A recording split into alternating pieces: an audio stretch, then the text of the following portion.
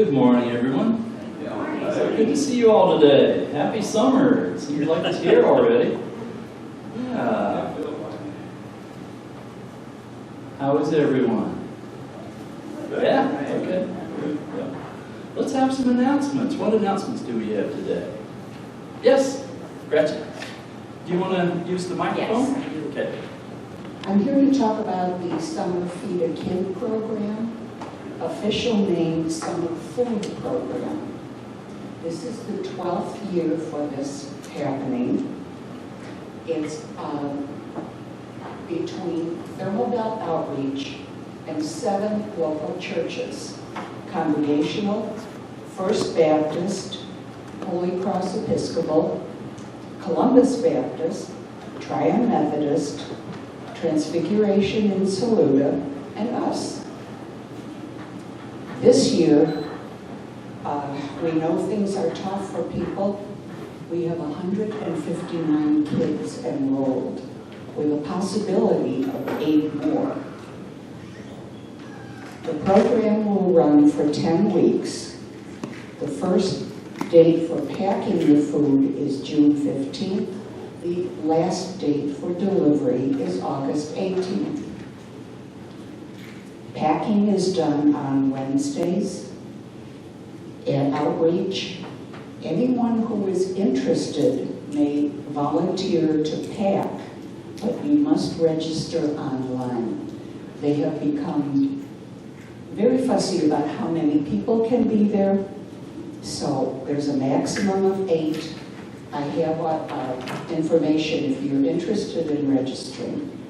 Delivery is on Thursdays between 10 and 12, and they are not looking for other people to do the delivery.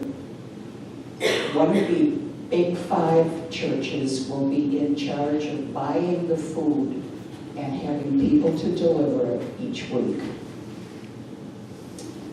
Okay, we pledged $1,500 toward this.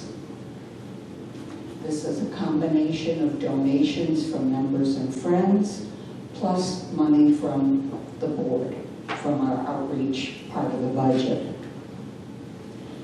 And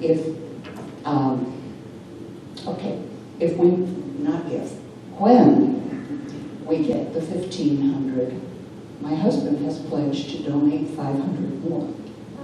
All right. So, yeah, I was shocked. The extra money particularly useful because that's what they use to buy fresh fruits and vegetables to include with the food that they get through Nana Food Bank and sources like that. Anyway, we are collecting beginning today. There's a little basket over on that table. If you write a check, make the check payable to the church, and in the memo line, write Summer Feed a Kid. Thermal Belt Outreach wants 1 check per church. Much easier to keep track of than dozens. If you are not prepared to donate today, there are envelopes over there with the church's mailing address. You can mail one in. You can also bring a check on the next service. But this is something we have supported for a number of years, and I've been trying to think how many, and I don't remember. But it is very worthwhile and very much needed. Thank you. How many schools are involved? Thank you, Gretchen. Do you know how many schools are involved? It's all Polk County. Okay, all Polk County schools. Yes. Yes. Everything from preschool to high school to Yeah. the program with the junior college. Okay. The kids or the families that are involved in receiving the food are either outreach clients or the children are able to have free lunch and other fees reduced in the schools. So it's not like just anybody can walk in and say, Yeah. I want to do this. They have to pre-qualify. Pre-qualified. Yeah, okay. Wow, thank you for that. That's something I'm really proud of us for doing, and let's build on that. Yeah. What other announcements do we have? Yes, Annie. After today,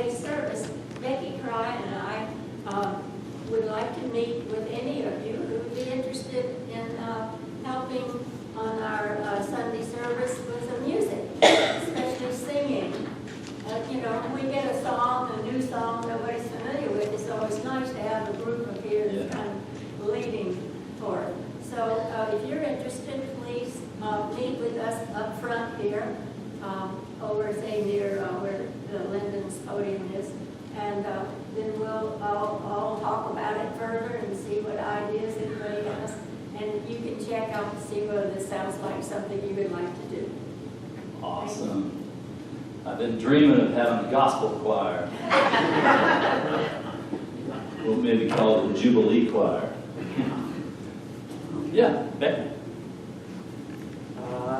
So the end of June is our end of our fiscal year, and we've done quite well with pledges and expenses this year, and we have our new budget based on all your pledges for next fiscal year, starting July, going through next June, and I will be emailing that this week to all our members. The members get to vote on it. Other people can know about it, but they don't get to vote on it. So I will be emailing you the budget for next year, you know, all the pledges and the expenses we expect, and then in 2 weeks, when we have our annual meeting, we'll need to vote on that and approve it or take questions and things. So I'll be sending that to you.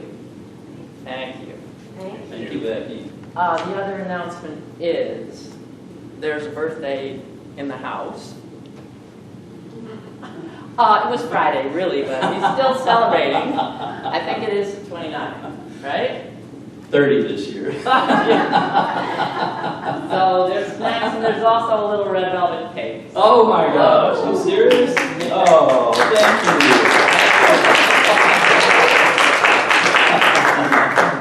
Thanks for being here for another birthday. Oh, thank you so much. I'm really touched. I love red velvet cake. My mom always made a red velvet cake for me for my birthday growing up. Yeah. Thank you. Thanks to all of you. What other announcements do we have? Yes, Barb. As Becky just pointed out, next meeting is our annual meeting. We will be voting on board members, and this year, like ourselves and everything else around, we have candidates. It's always good to have candidates. Yes. So thankful. Yeah. So please be prepared. This is members vote. Friends and guests are more than welcome to stay, listen, participate. They may not vote. So we're looking forward to having all of our members here, if we can get them here. And we promise it will be an interesting morning. The other thing I need to know is, for sure, we are thinking of having a bit of a picnic afterwards. But in the interest of facilities available and so on, Harmon Fields screen area seems to work best for us. And that's where we're going if everybody's interested. So could we have a show of hands who may be interested? Oh, I'd say that's a picnic bar.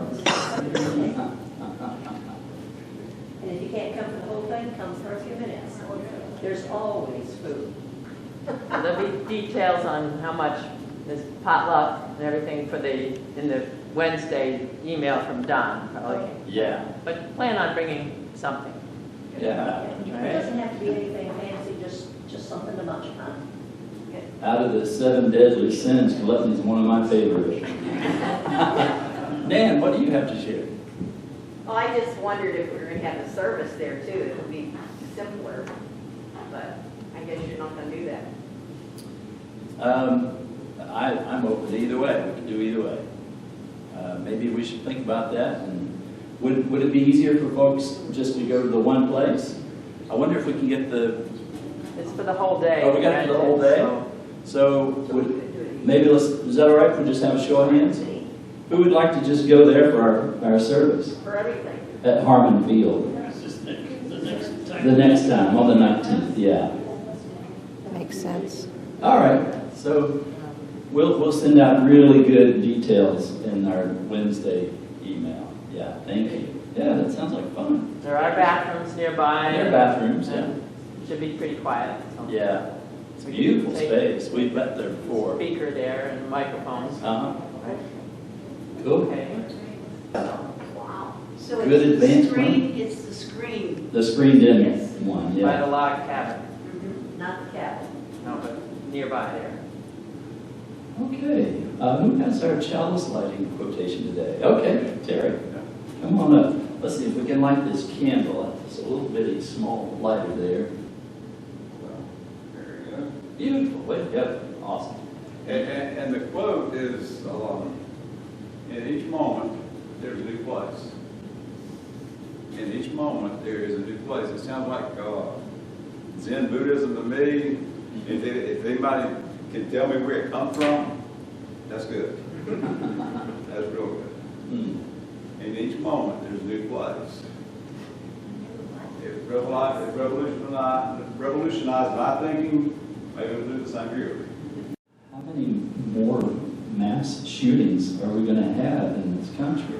And I don't want to be negative, doom, gloom, and all that, because ultimately, I don't know how productive that is, but to acknowledge it and to think about how we might be leaders in the stopping the gun violence campaigns, the various ones that are out there. And I don't have answers to that, but I think it's something to consider. We especially remember victims of gun violence from Uvalde, Texas. Gosh, we're at the hospital in Oklahoma. There was a shooting in Charleston. There was a shooting. I mean, even last night I heard on the news there was somewhere. It's really a scary time, but we're not people of fear, so we're people of courage. One of my favorite sayings on one of the banners at St. Paul's Chapel in New York, where I was serving after 9/11, is that courage is fear that says prayers. So, yeah, let's say our prayers and figure out how we might be leaders in the Stop the Violence campaigns. Thank you, Nick. You're always so kind. Thank you. Would you repeat the same? Courage is... Oh, yeah. Courage is fear that says prayers. That's Annie Lamott's quotation from Annie Lamott. Yeah. Really powerful stuff. Yes, Marie. I think in view of all this, we have to realize that we have one voice. Yeah. We can invite all our representatives Yeah. and tell them about it, because they're the one who are making the law and have dropped the ball, especially for children. Yeah. And I mean, this is unbelievable. I don't care what they think personally about gun rights, Mm-hmm. but we should be telling them that enough is enough, and we want them to be responsible representatives to save all the people. Amen. And it's our personal duty to write them and tell them, it's nice to be allowed to have guns, but there should be a limit Yeah. of what our right are when we have responsibilities as citizens. It's a really good point. Bravo. We can have letter writing parties and all that. I mean, just get together and write postcards. We did that. You can write postcards and you can find Yeah. all their address, their Yeah. names. Yeah. I have a poem I wanted to share, and you guys undoubtedly have heard it by now, but this is the new poem written by Amanda Gorman. She wrote this poem in the aftermath of the shootings in Buffalo and Uvalde. She's the poet laureate that President Biden chose to read a poem at his inauguration. This alarm is how we know we must be altered, that we must differ or die, that we must triumph or try. Thus, while hate cannot be terminated, it can be transformed into a love that lets us live. We may not just grieve, but give. Or may we not just grieve, but give. May we not just ache, but act. May our signed right to bear arms never blind our sight from shared harm. May we choose our children over chaos. May another innocent never be lost. Everything hurts, our hearts shadowed and strange, minds made muddied and mute. We carry tragedy, terrifying and true, and yet none of it is new. We knew it as home, as horror, as heritage. Even our children cannot be children, cannot be. Everything hurts. It's a hard time to be alive, and even harder to stay that way. We're burdened to live out these days, while at the same time, blessed to outlive them. Amanda Gorman. So, I have in mind for June, the month of June, a twofold social engagement process. And by that I mean getting to know one another. It's a twofold because I think it's important for us to get to know who we are so that we then can ask ourselves, what is our mission? Who are we? What are we to do? So today is, who are we? Give you a little bit of background. When I lived in New York City, I used to do a workshop for churches at the Cathedral of St. John the Divine. I did it 2 or 3 years.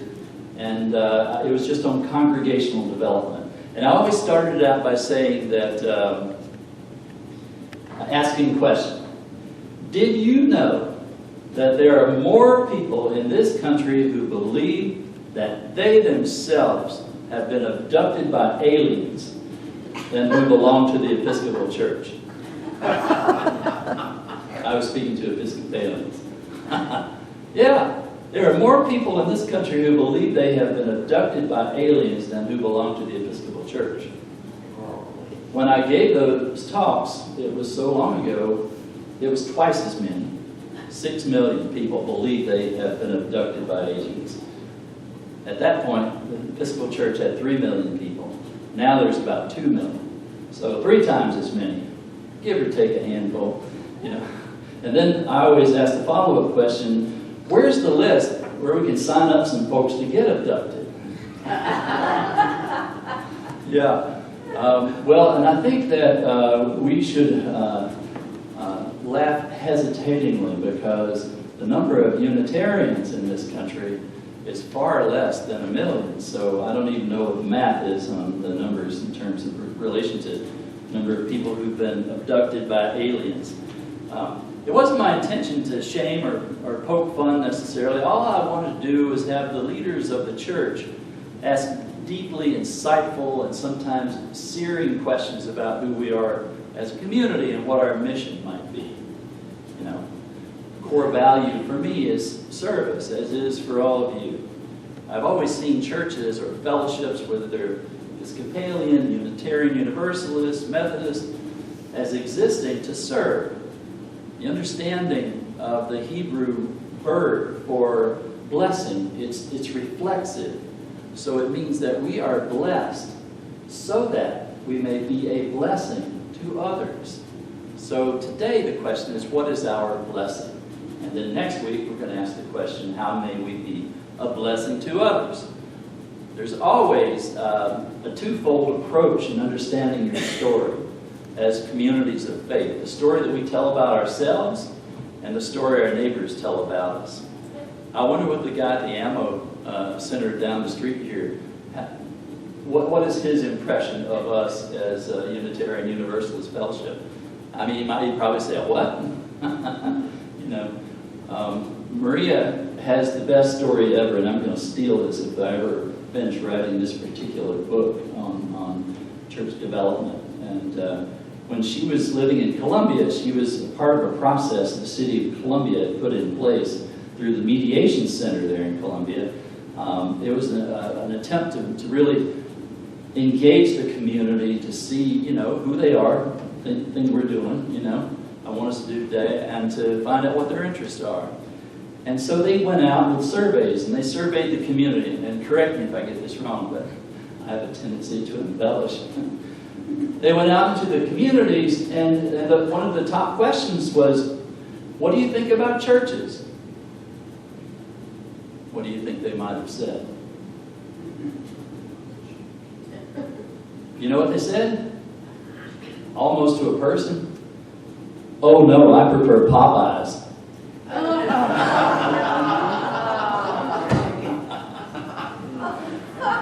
To which I would say, darn straight.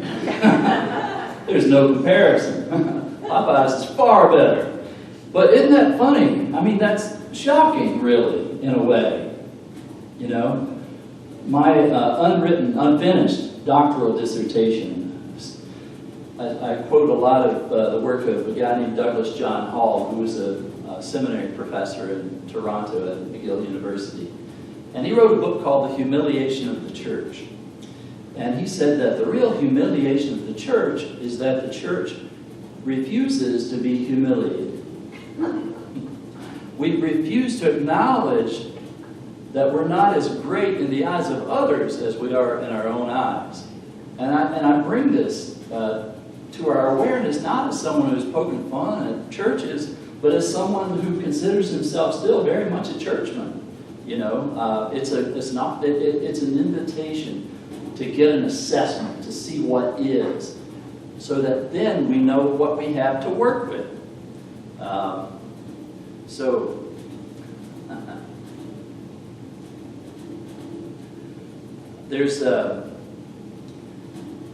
This is not so much a problem for Unitarian Universalists, because we have, I think, a more humble assessment of our role in our communities, and a more honest look at that, and that's kind of where I want to start. Unlike many of the churches who've had so much power for the last 1,500 years, give or take 50 years or so, no longer really have that kind of power.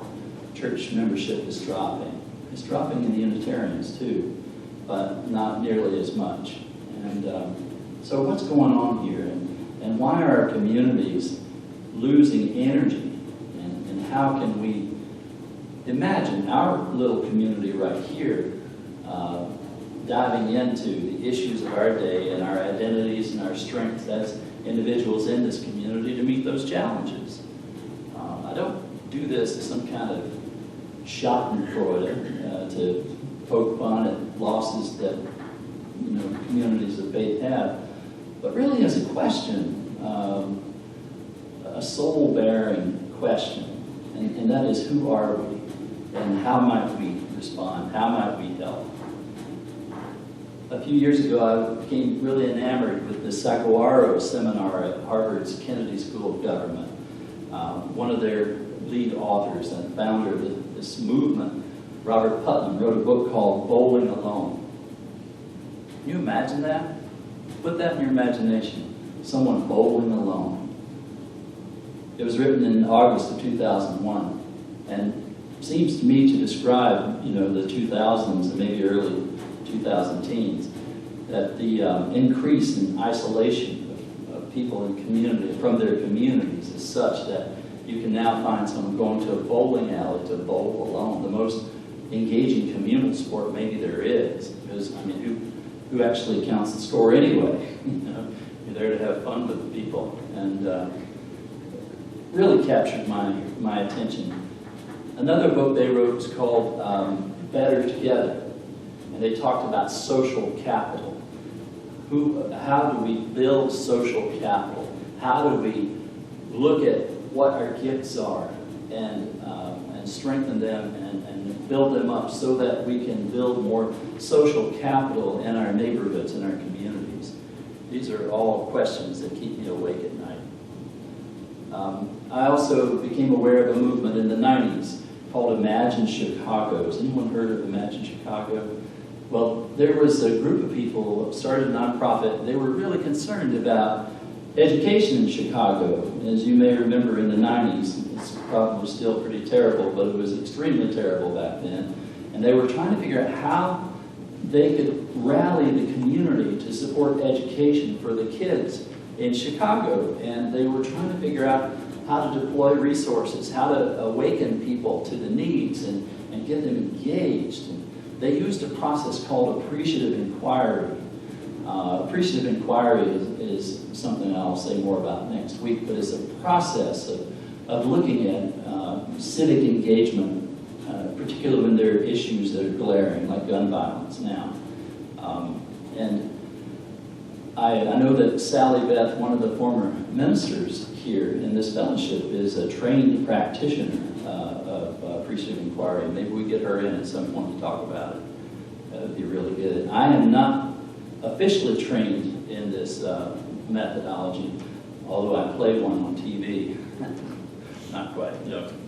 So the appreciative inquiry basically asks the question, so what's the situation and what would we like it to be? Okay? What would we like it to be? And in that gap, you begin to imagine how to connect the dots to get there. You know? Is the glass half empty or half full? Well, it's half full and it's increasing. You know? Appreciative inquiry, not negative inquiry. We need to be positive, entrepreneurial in a way to build up. So what is appreciative inquiry? Here's a definition I'll share with you, then we'll get to work.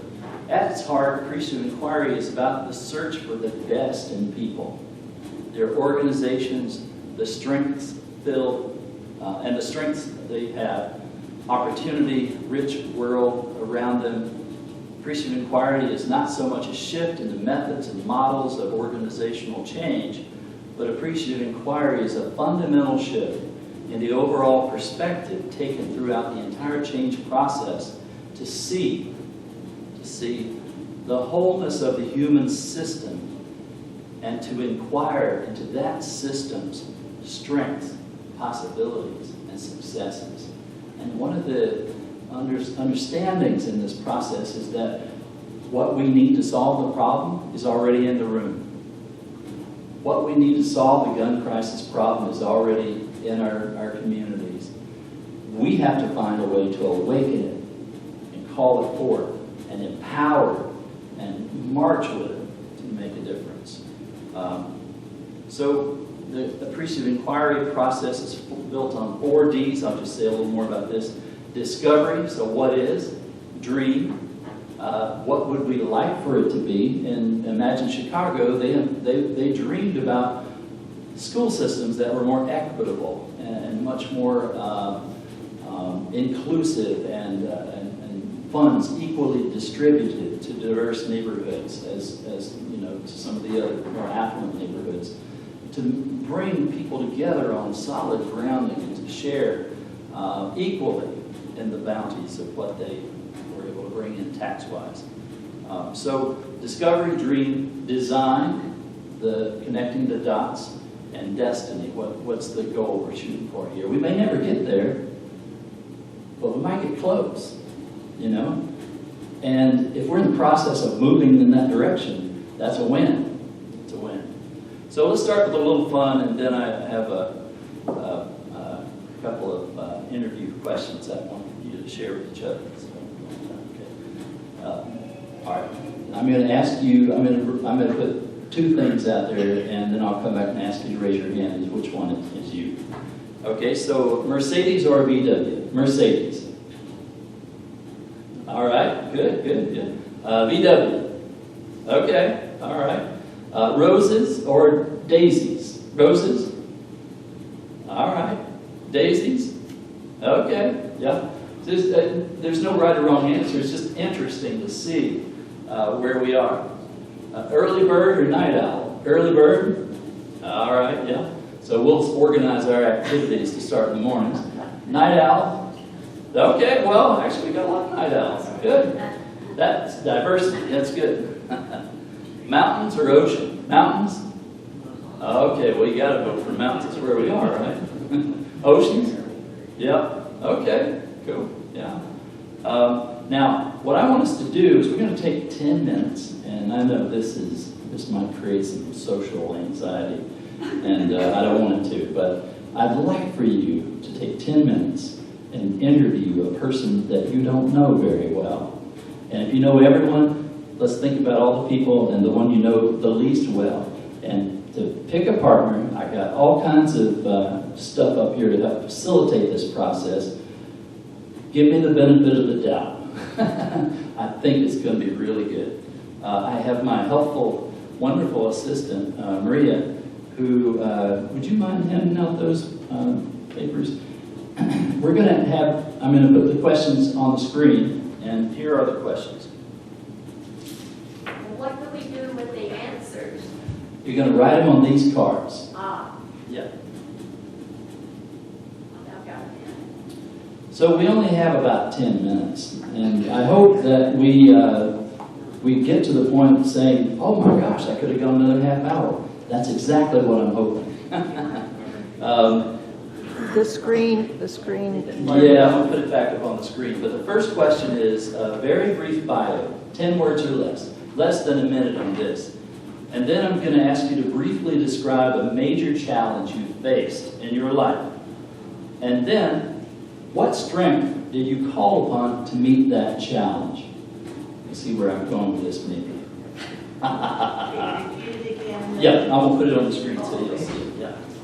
And what's going to happen is that you're going to interview each other. So, and I'll call time. We'll do 5 minutes for one person, 5 for the other. So now, if you want to stand up and mill around, I know this is not church activity, right? So, based on the idea that we already have in the room what we need to resolve our crises, the imagination that we have, and not to be able to imagine is a failure of the imagination. So the glass is definitely half full, and it's filling.